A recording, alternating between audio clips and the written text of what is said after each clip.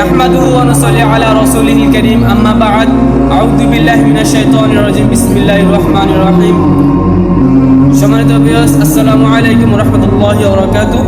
আমি শরীফুল ইসলাম জুয়েল আপনাদের মাঝে একটি গুরুত্বপূর্ণ দোয়া নিয়ে এসেছি। সম্মানিত ভিউয়ার্স, আপনারা সবাই কেমন আছেন? আলহামদুলিল্লাহ, আমি খুবই ভালো আছি।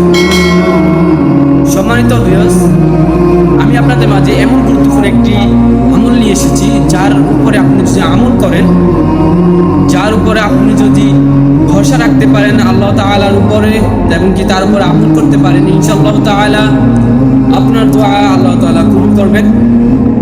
সম্মানিত ভিউয়ার্স, সেই দোয়াটি আমি একটু পরে পাঠ করব আপনাদের মাঝে। তার আগে কিছু কথা বলে নেই। আপনারা অনেকে ঋণ নিয়ে থাকেন, তাই না? অনেক বাবারা ঋণ নিয়ে থাকে অনেক ছেলেদের জন্য, জমি কেনে, কুপনে, অনেক কিছুই করে থাকে ছেলেদের জন্য। ব্যাংক থেকে লোন নেয় 10,000, 20,000, 1 লক্ষ টাকা।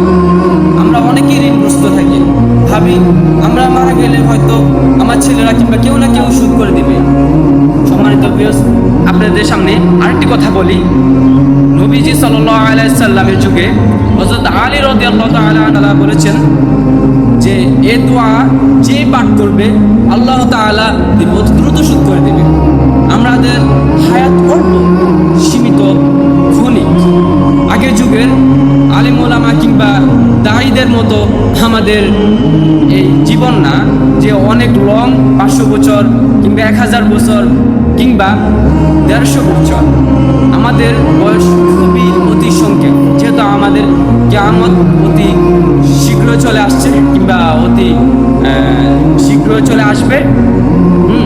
তো ওই হিসাবে আমাদের আসলে যে বয়স ওটা হচ্ছে খুবই সংক্ষেপ, যার কারণে আমরা ঘর বাড়ি করে এবং কি ছেলে নাতি নাতি সব কিছু দেখা সহ এবং কি আমাদের ঋণটা আমরা আসলে শোধ করতে পারিনি।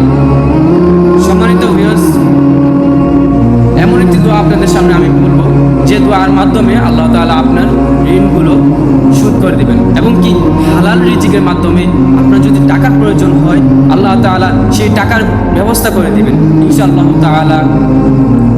হযরত মুহাম্মদ সাল্লাল্লাহু আলাইহি ওয়াসাল্লাম ওনার যুগে একজন সাহাবা মারা গিয়েছিলেন, একজন ব্যক্তি মারা গিয়েছিলেন।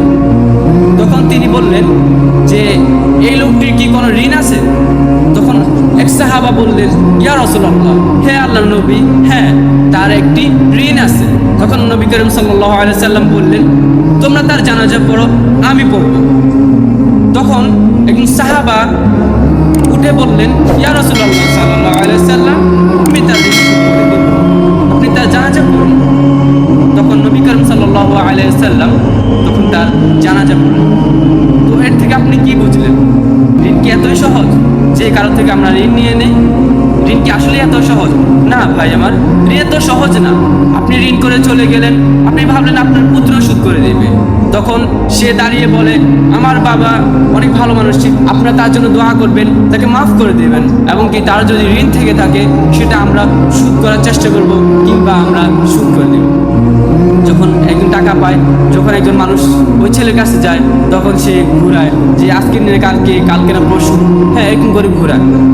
তো সম্মানিত ভিউয়ার্স, আমাদের রিজিক যেমন খুবই সংক্ষেপ, তেমন আমাদের বয়সটাও কিন্তু সংক্ষেপ।